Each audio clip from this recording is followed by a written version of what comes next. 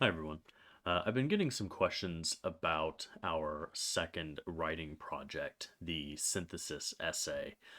So I thought I would make a video going over some examples of what a good synthesis looks like, talking a little bit more about my expectations, and highlighting some key aspects of this project.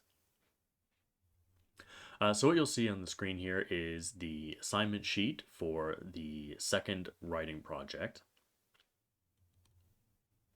Hopefully you have read this already. It would probably be bad if you hadn't. So instead of going over all of it, I'm just going to emphasize a few things. So there are two different types of synthesis essay that you could be writing. You could be writing an explanatory synthesis, which seeks to bring sources together to explain a perspective and the reasoning behind it. Or you could be writing an argumentative synthesis, which is also bringing sources together to make an argument.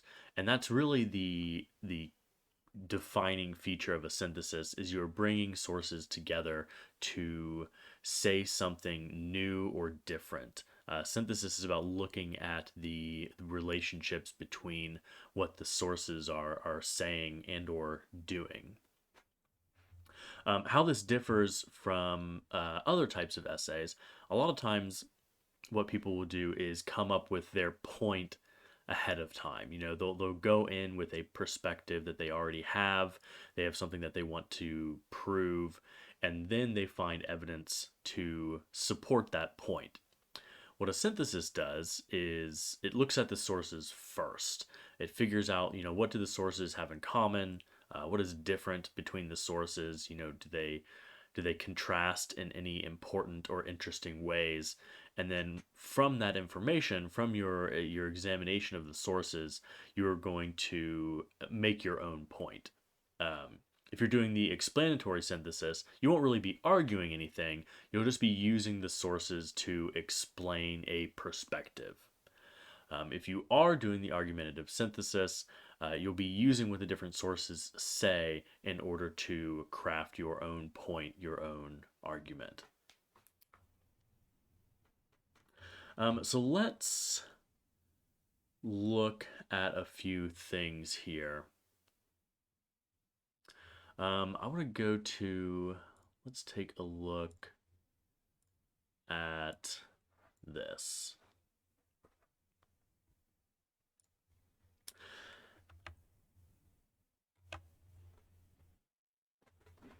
So, a synthesis, like I said, is looking at the relationship between sources in order to say something about your topic.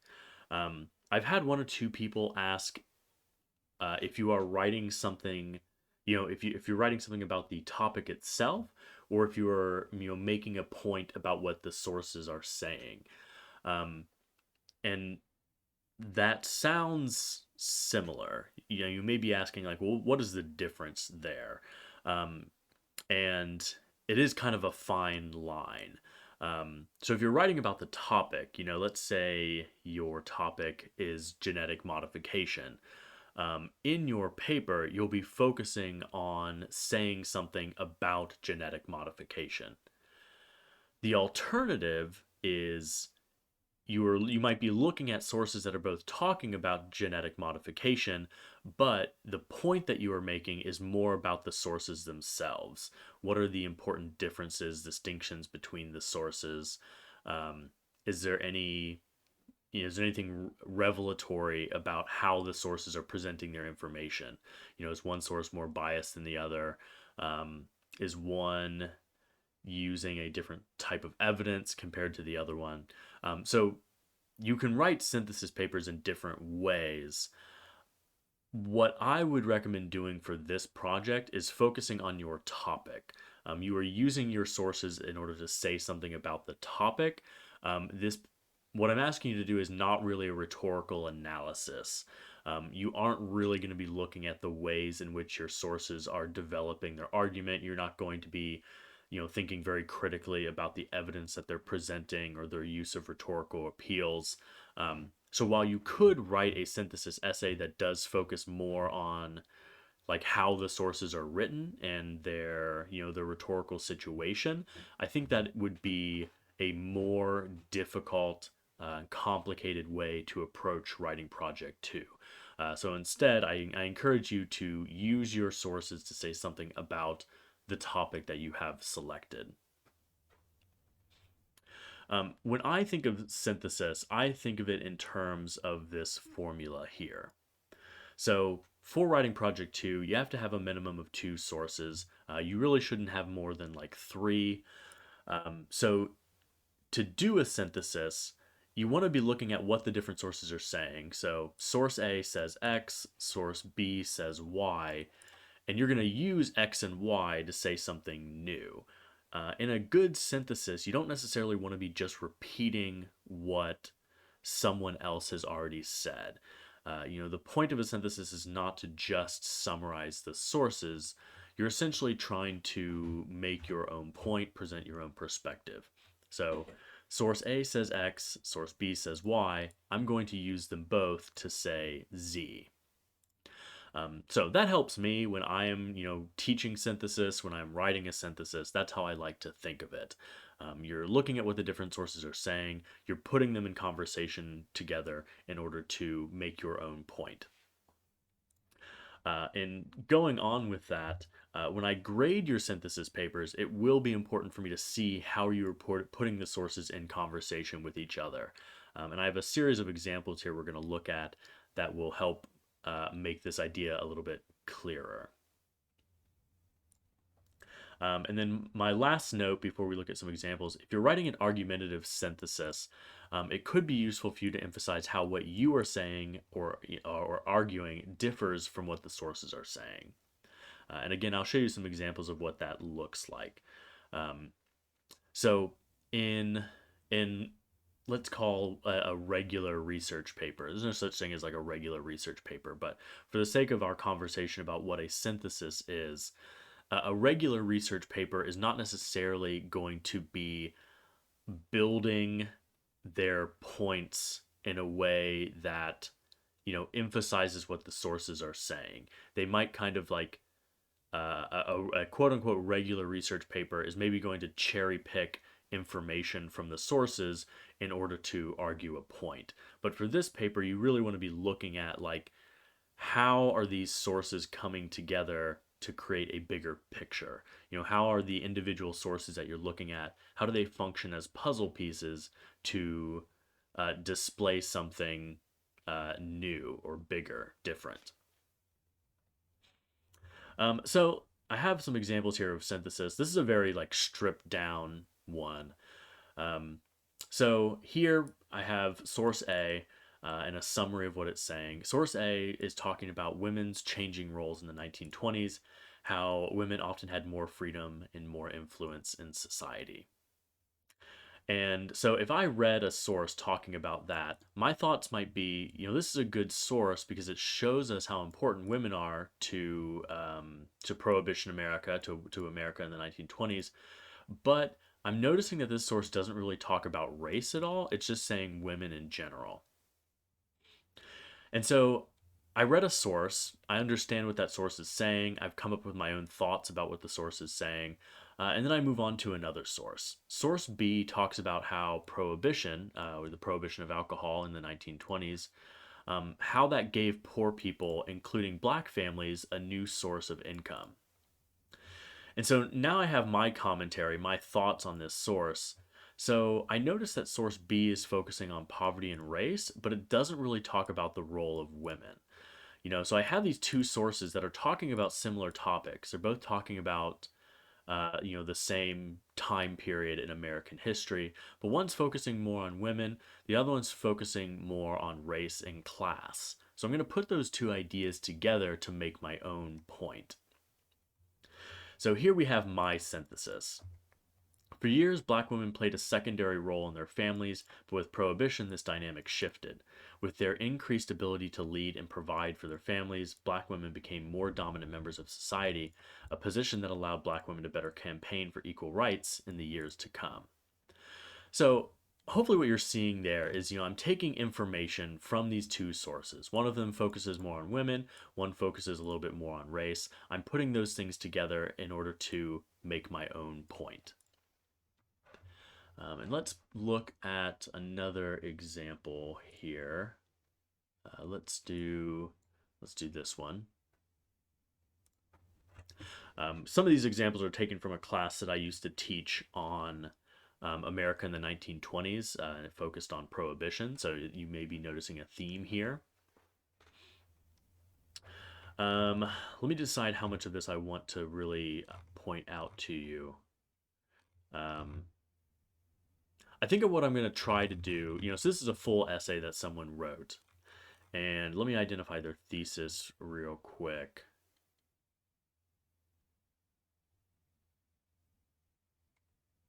Yeah, so what this person is arguing, coming from two different backgrounds, George Remus and Al Capone were both able to catapult themselves to becoming some of the richest and most successful bootleggers of Prohibition, thanks to the knowledge and connections they gained from their respective backgrounds, ultimately showing that one can achieve success coming from different upbringings.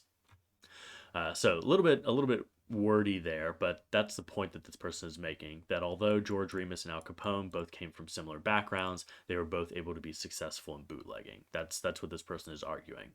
So I'm going to jump ahead to a little bit to where I feel like this person is really highlighting their synthesis. So this person says this source focuses on Remus's white collar background, bringing him the success in bootlegging, but it leaves out the flip side. One could also come from a completely different background and still see the same success that Remus did. So this person chose to end their paragraph by really driving home what they took from this source, while also pointing out what the source doesn't say.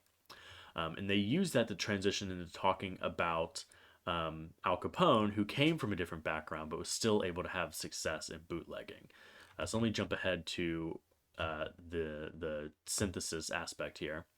So they end their paragraph on Al Capone by saying, this source shows that even though Al Capone came from a gang background, it was still possible for him to achieve success in the bootlegging industry, just like his white collar counterpart, George Remus. So hopefully what you're noticing here is this idea of putting sources in conversation together. Source A says this, source B says this. I'm going to look at the relationship between those ideas and hopefully say something new, make my own point. So ideally, when you're writing your synthesis essay, I would try to emphasize the relationship between your sources, how you are building ideas from one source and adding on ideas from another source to create your own point. Let me see if there are anything else here I want to point out. I'll read the first, or like one or two sentences of the conclusion.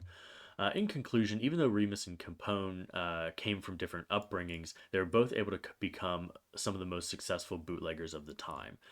So there, the writer's just summarizing their overall point.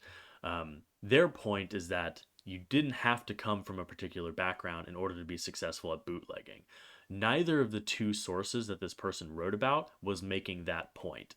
The two sources were saying different things, but this person was able to kind of compare and contrast what the different sources were saying in order to make their own point. And let's take a look at one of the example essays available on Blackboard. This example is a little bit subtler than some of the ones that I have and will show you. But as you read through this, you can still kind of see the way in which this person is taking information from their various sources to make their own point. So here, their thesis: China is already making significant strides towards creating a permanent base on the moon. China may have a leg up in the new space race, but it may not matter in the long run. And then I'm actually going to jump ahead to their conclusion to kind of drive this point home. Let's see here. Actually, I'll just go ahead and read the whole conclusion. The space race is alive and well in the 21st century. Though some may say otherwise, American leadership has enforced the fact that there is a race to get to the moon's south pole. China and America have large financial investments in this aim, but China is spending more. China has also made great strides in actual technology. Landing on the dark side of the moon is no small feat. However, America's private sector advancements, combined with the work that NASA is doing to put the United States on a firm footing to win the new space race, China may be in the lead for now, but like the tortoise, United States is playing the long game and is poised to come out on top. So these are the three sources that they used, all of which are talking about the space race, talking about landing on the moon. They're talking about China's contribution to space exploration. But none of these sources are necessarily saying that the United States is poised to come out on top. That's sort of the point that this person is making that differs a little bit from what their sources are saying. Um, and so let's work our way through some parts of the essay. I'm not going to read all of this to you. I don't know if that would be a good use of our time, but I will kind of emphasize some things. So here in this paragraph, their first body paragraph, they're talking about how some experts aren't sure if a space race is actually happening. So that's overall what this paragraph is about. The writer is using their source wall to establish the idea of a space race. Is there a space race actually happening? And they're looking at what the chief of NASA has to say, as well as what Vice President Pence said about the space race. So they're kind of like laying the groundwork there. And then from there, they get a little bit more specific. They begin talking about the moon and sort of why parts of it are contested. They're kind of presenting this as additional evidence for why there's a space race going on. Not all of the moon is really suitable for habitation. So there is this kind of competition to claim that territory first. So this first paragraph, this first body paragraph, they were just talking about what Wall had to say. And then here they move on to what Kluger has to say. And they follow that up by digging a little bit deeper into what Kluger is saying. In this paragraph, the writer is talking about how this is the first place where they really start to begin addressing China's contributions to the space race, and what their goals are. So kind of what you're hopefully seeing here is the writer is most often focusing on one source at a time. It's like, this is what Wall has to say. Now we're moving into what Kluger has to say on the issue. From there, they begin talking about Zakharin, not entirely sure how to pronounce that. And they're kind of creating, they're not literally telling a story. No one's going to read this essay and think that, oh, this is a narrative. But in a way, they are telling a story. They're using these different sources, they're putting them in conversation together to give the reader a fuller perspective on what is going on in the space race. And after this Zakharin paragraph, they go back to Kluger to discuss China's budget and how that compares to the funds that the U.S. is allocating to the space race, and so on. So this is a little bit. The synthesis here is not as obvious as some of the examples that I've just shown you, especially since the writer's not always emphasizing the sources themselves. A lot of times they're just using in-text citations. Like they'll present some information and then they'll cite it. But throughout the paper, you will see places where like Kluger says this. And what's another example? Yeah, Kluger states, according to Jordan Zakharin.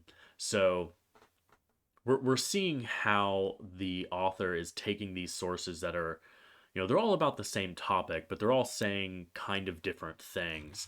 If we go down and look at their titles, So, like, this source is about how billionaires are contributing to the race to the moon. This is looking at, U.S. in a space race with China and Russia, but specifically, this is what Vice President Pence is talking about. And then here, China makes secret spacecraft and moon landing moves to heat up space race. So they're all obviously related, but we can tell just from the titles that each source is kind of saying its own thing. But the writer is bringing all of this information together to kind of paint their own picture, present their own perspective. Let's look at one more. Um,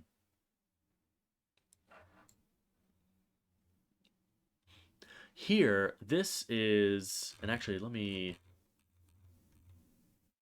yeah, before I go over this new example, um, I want to also show you a couple of outlines here.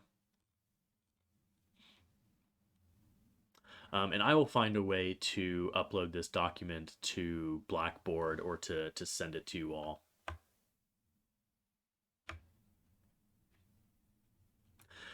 So this is an example outline of an argumentative synthesis about genetic modification. So we have the opening section here, going to hook the reader, introduce the topic, give the thesis, that's all pretty standard. They're doing a block format here where each section is dedicated to discussing one of the sources. And this is an example of like a very obvious, a very kind of in your face synthesis. The example that we just looked at, this one, I would call this a little bit more of a subtle synthesis.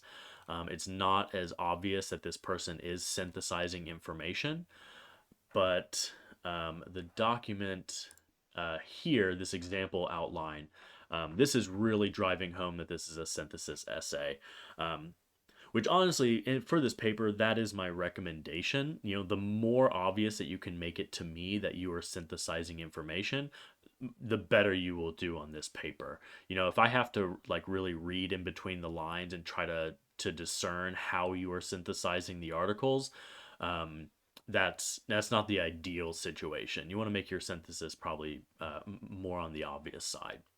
So here they have an article about Chan. They're introducing the article, briefly summarizing Chan's argument, and then critiquing the article. What are the strengths and weaknesses of Chan's argument?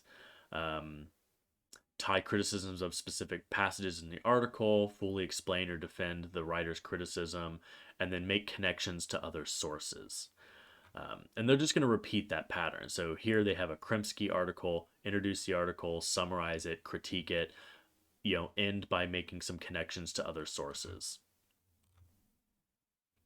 And that's a way that you could organize your own paper, is to be very focused on, source A says this, source B says this. But while you're talking about what source A, B, and maybe C say, you are always developing your own point. You're always pointing out how source A is related to what source B is saying, is related to what source C is saying.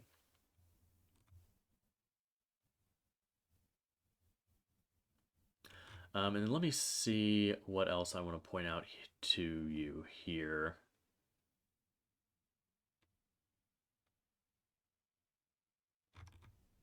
Yes. Yeah, so to continue with this, so, Chan's article, Kremski's article, Selgalid's article, and then this writer is choosing to, towards the end of their paper, really develop their own argument.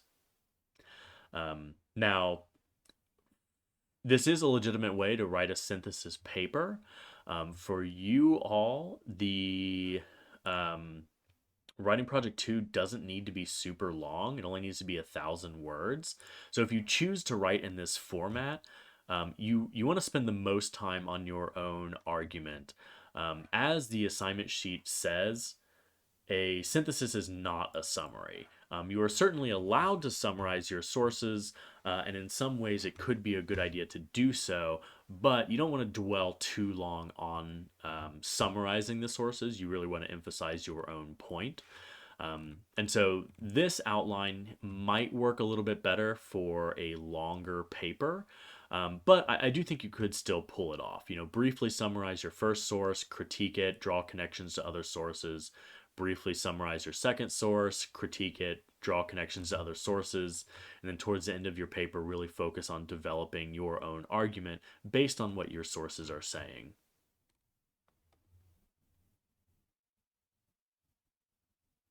Here we have an alternating format. This is still an argumentative synthesis, but they're not writing it in a block format. This outline focuses a little bit less on what it de-emphasizes the sources and instead emphasizes the points a little bit more. So opening section again, capture reader interest, introduce your topic, give your thesis, and here notice that they're not really emphasizing the source. It's not Chan's article or anything. It's making a point. Discuss how human genetic enhancement prevents disabilities. So here the writer's going to explain their point. They're going to support their argument, including evidence from the text, and then explain how their position differs from the position presented in the sources.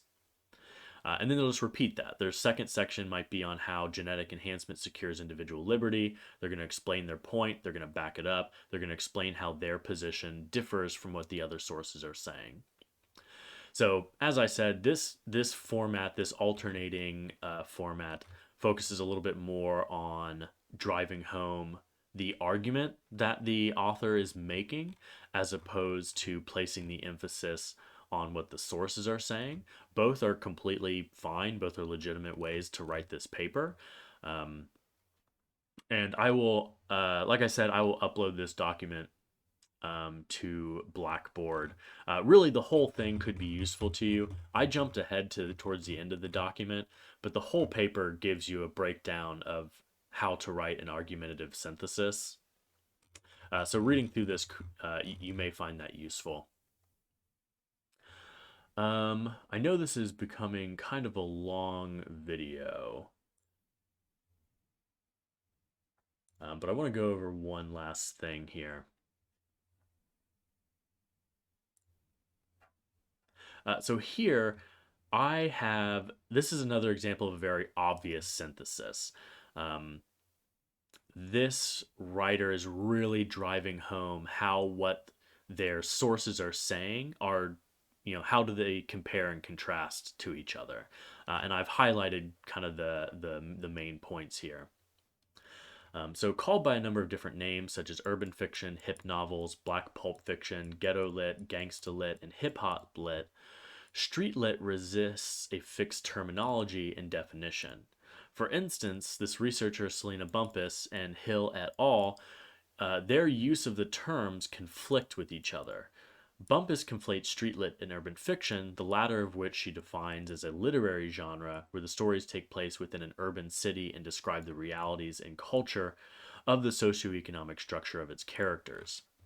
She is right to emphasize realities, culture, and socioeconomics, but streetlit and urban fiction have important distinctions. Hill et al. Assert that having a plot, setting, and characters which focus on everyday life and contemporary urban environments is not enough for work to be considered streetlit. They aptly treat streetlit as a subgenre of urban fiction, making the distinction that streetlit novels are often marked by a heavy focus on drugs, sex, and violence, and are easily recognized by their explicit connection to mainstream commercial hip hop culture. Furthermore, Hill et al. Emphasize so on and so forth. So here the writer is really okay. So Selena Bumpus says this, and that connects to something that Hill and others say. And here the writer is providing their own opinion. So Bumpus is right to emphasize this, but she's kind of missing out on this. And here both of these sets of writers, they are correctly treating streetlit as a subgenre of urban fiction. And furthermore, this person emphasizes this, so on and so forth. So yeah, this writer is really making it apparent how these different sources are in communication with each other, how the writer's points compare and contrast to each other. Um, you'll notice that the writer is really forefronting who wrote the articles. There's a strong emphasis on what the sources are saying and how that relates to other people's contributions to the conversation. So I know that's a lot of information. I will upload some of these documents to Blackboard. Hopefully this gives you a better sense of what a synthesis is. If you have follow-up questions for me, you want to talk any more about writing a synthesis, just let me know. I would be happy to do so.